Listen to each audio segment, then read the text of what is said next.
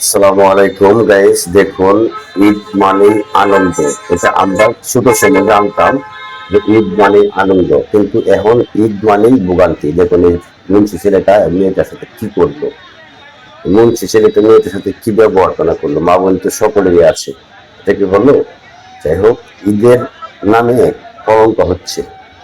এইভাবে একটা গাড়ি আসার সাথে সাথে চতুর্পাশে মানুষ ভরে যায়। দেখুন, এই ভোগান্তির মধ্যে ঈদ করতে আইসা হচ্ছে বৃষ্টি। এটা হলো মধুপুর বাজারে চৌরাস্তার মধ্যে কি পরিমাণ মানুষ। এখন তো ইফতারের টাইম, তাই বলতে মানুষ একটু কম। ইফতারের আগে দেখা গেছে মানুষ হাই রে হাই, কি পরিমাণে মানুষ।